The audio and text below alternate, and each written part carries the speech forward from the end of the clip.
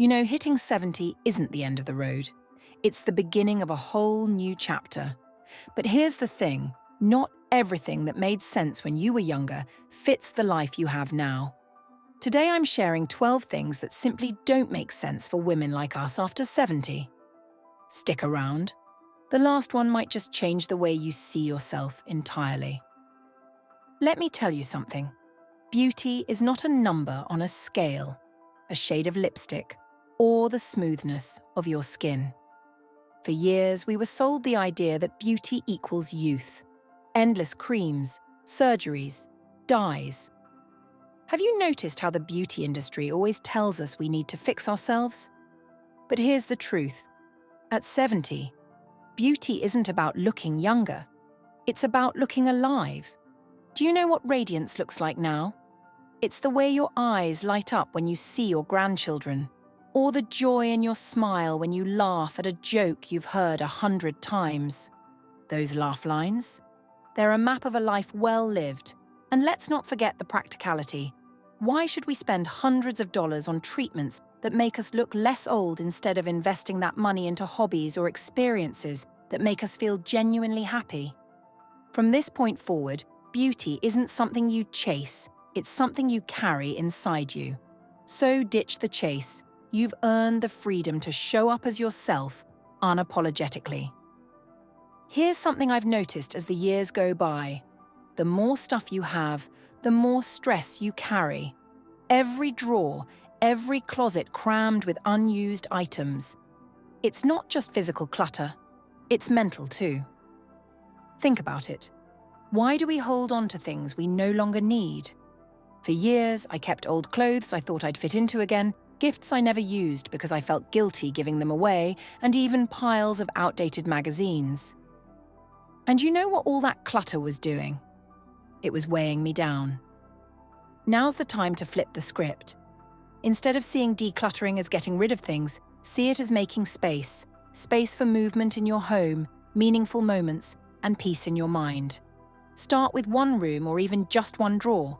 Go through your items and ask yourself, does this still bring me joy or serve a purpose? If the answer is no, thank it for its time and let it go. You'll be amazed at how much lighter you feel when your surroundings reflect simplicity and peace. How many times have we jumped into a disagreement that had nothing to do with us? Maybe it was to protect someone, stand up for our kids, or keep the peace in the family. While that might have made sense when we were younger and playing peacemaker after 70, it's time to let some battles go. Picture this. There's a disagreement between your grown children over something trivial, like who should host the next holiday gathering. Your instinct might be to step in and mediate, but at what cost? Often these small battles drain your emotional energy and put you in the crossfire. I learned this the hard way.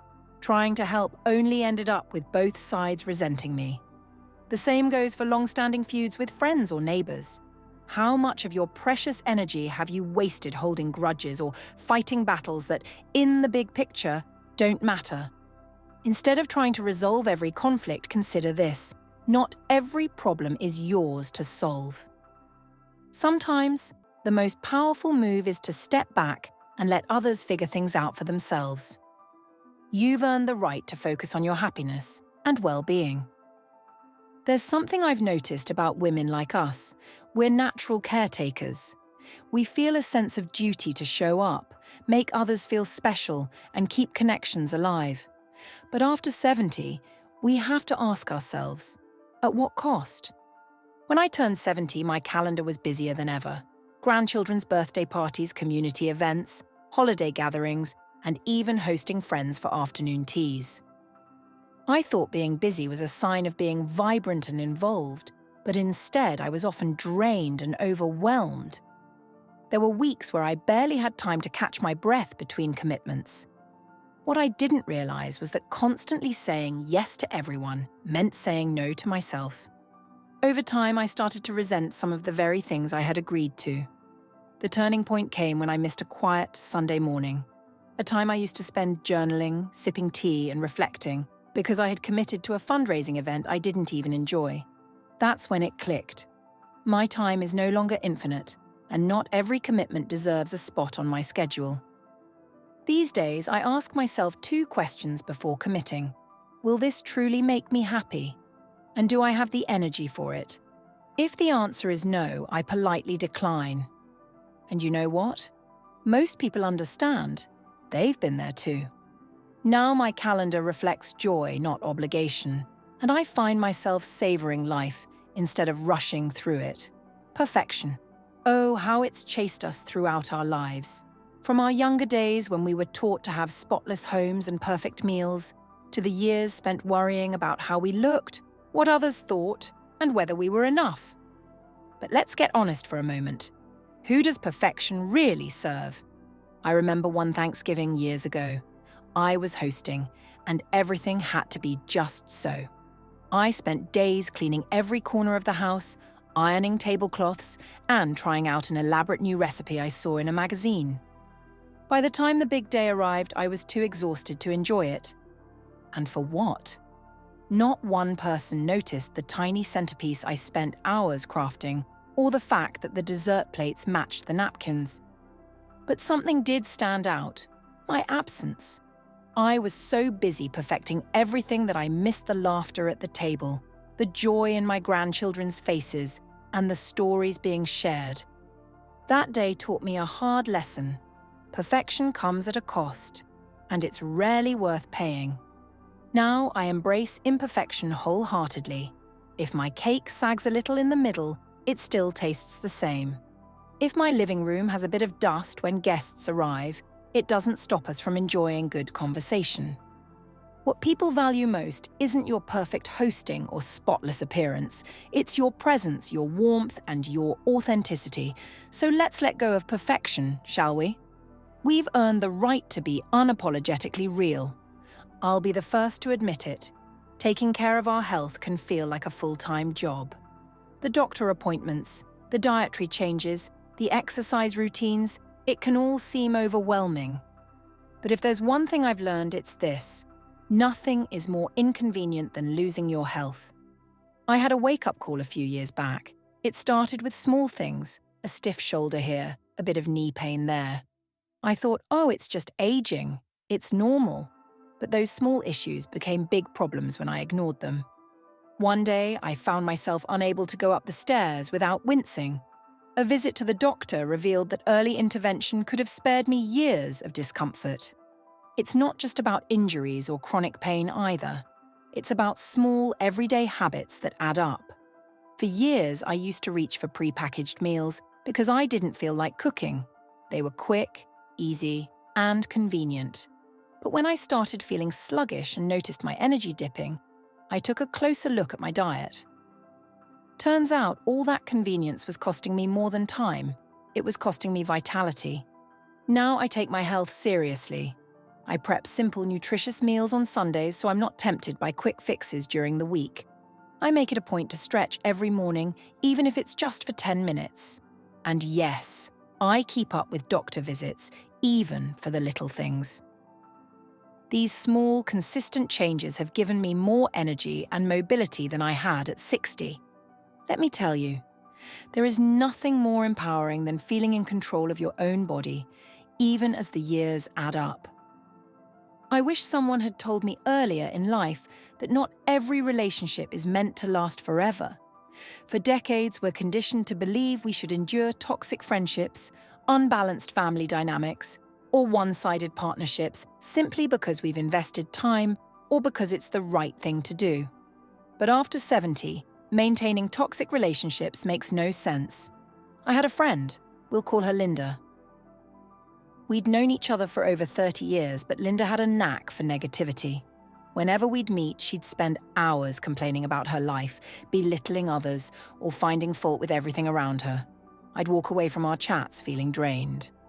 Still, I kept the friendship alive because I felt guilty about letting it go. One day, I realized something. Time is no longer a resource I can take for granted. Every moment matters. Why was I spending mine with someone who made me feel less than happy or fulfilled? I made the difficult decision to step away from that friendship. Was it hard? Yes. Did I feel relief afterward? Absolutely. Now, I invest my energy into people who uplift me, those who bring joy, share kindness, and leave me feeling refreshed instead of depleted. Life is far too precious to waste on negativity. Remember this: walking away isn't selfish, it's self-care. There's a myth floating around that after 70, our lives are set in stone, that there's no room for new interests or adventures. But let me tell you something, that couldn't be further from the truth. In fact, this stage of life is the perfect time to try things we never had the chance to before. When I was raising my kids and working, my life revolved around schedules and responsibilities. There wasn't much time left for hobbies. But after 70, I decided to shake things up. I signed up for a painting class, not because I thought I'd be good at it, but because it sounded fun. And you know what? I wasn't great at first, but it didn't matter. For the first time in years, I felt like a beginner again, and there was something so freeing about that. Since then, I've taken up gardening, started journaling daily, and even joined a local choir. Every new interest brings with it a sense of excitement and purpose. You're never too old to learn something new or rediscover something you once loved. Don't let anyone tell you otherwise. You deserve to fill your days with things that ignite your curiosity and spark joy in your soul. I'll admit it, I used to be intimidated by technology. Phones, tablets, smart TVs, they all felt overwhelming. I'd tell myself, oh, it's not for me, or I don't need to know how to use all that. But here's the thing. Avoiding technology in today's world doesn't make sense, especially after 70. No, my granddaughter was the one who changed my perspective. She showed me how to use a tablet, and suddenly, a whole new world opened up to me. I learned how to video call my family, explore recipes online, and even join online classes. I discovered communities of people my age sharing stories, advice, and experiences.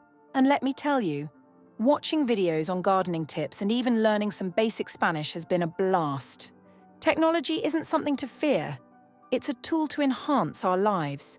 It keeps us connected, informed, and engaged with the world around us. So if you're hesitant about learning, remember this. You don't have to master everything at once. Start small. Ask a tech-savvy friend or family member for help. The world is moving forward, and staying connected to it can bring incredible joy and opportunity, no matter your age. There comes a point in life when you realize that no matter what you do, someone will have an opinion about it. And guess what? That's okay. But spending your precious time and energy worrying about those opinions, that makes no sense after 70. When I was younger, I'd fret over everything: what to wear to the neighbour's barbecue, whether my gift for a friend was good enough, or if my choices for my own life were being judged by others. As women, we're conditioned to seek approval from everyone: our families, our communities, even strangers. But let me tell you something freeing. None of it really matters in the grand scheme of things. I remember once being worried about wearing a bright floral dress to a formal event because it was too much.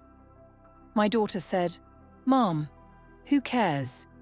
If it makes you happy, wear it." And you know what? I did. I got so many compliments that day, but even better, I felt good in my own skin. So here's my advice. Live your life for you. Dance even if people are watching. Speak your truth, even if it's unpopular. Wear what makes you feel fabulous, no matter what anyone thinks.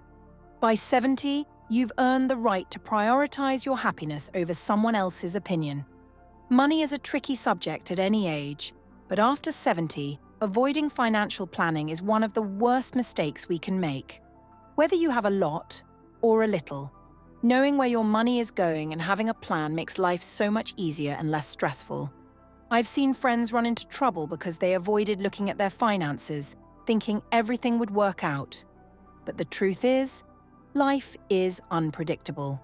Medical expenses, housing needs, or even helping out a family member can strain a budget if you're not prepared. I've also seen others live so frugally out of fear that they never enjoyed the money they'd worked hard to save. For me, the best thing I did was sit down with a financial advisor. We talked about everything: my expenses, my savings, and even what I wanted to leave behind for my family. It wasn't as intimidating as I thought it would be, and now I have peace of mind knowing I can enjoy life without worrying about running out of money.